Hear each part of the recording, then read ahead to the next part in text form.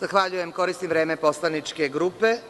Koleginica Vesna Martinović podnela je amandman koji se tiče obaveza poslodavca da pravilnik o radu dostavi reprezentativnom sindikatu i da ga istakne na oglasnoj tabli u svom sedištu najkasnije 7 dana pre njegovog stupanja na snagu.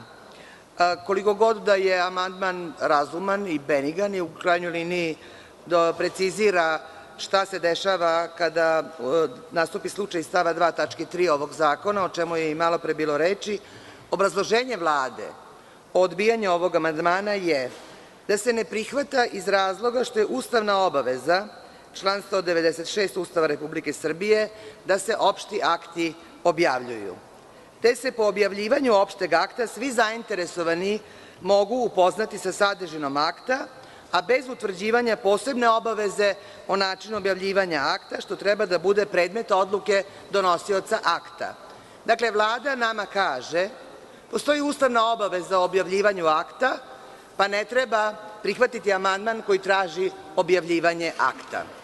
Ovo nije jedino obrazloženje kojim se sa lakoćom površnosti Vlada, odnosno nadležno ministarstvo, odnosi prema amandmanima koje su podnosili i poslanici koalicije i poslanici opozicije.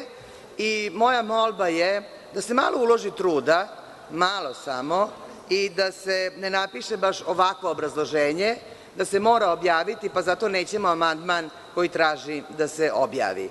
Osim što smo razumeli da se u celom tekstu zakona, koji je u skupštinskoj proceduri, ne slaže obrazloženja i tekst zakona, smatrajući to omaškama prethodnih predloga zakona, pa onaj ko je kao prilog uz osnovni predlog zakona koji je ušao u proceduru stavio obrazloženja, zaboravio iz obrazloženja da iskloni obrazloženja odredbi koje ne postoje u predlogu zakona koji je na snazi.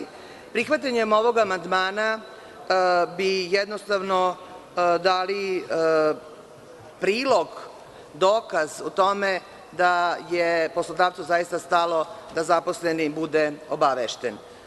Ja znam da obrazloženje ne ulazi u tekst zakona koji će se objaviti i da nema veze šta piše u obrazloženju, ali možda je vreme da počnemo stvarno da pazimo šta pišemo u obrazloženjima, jer ima veze šta piše u obrazloženju amandmana koji se odbija, pošto on govori koliko o zainteresovanosti predstavnika Vlade da komentarišu nečiji amandman, toliko i o temeljitosti u pristupu. Ako na obrazloženju je tako lako pokazati da je koješta, onda to otvara veliko polje sumnje da su i ozbiljne odredbe koje menjaju živote ljudi, kao što je, na primer, da neko nije informisan o tome šta piše u pravilniku, dolaze u ozbiljnu sumnju, a proizvode ozbiljne posledice za život ljudi. Zahvaljujem.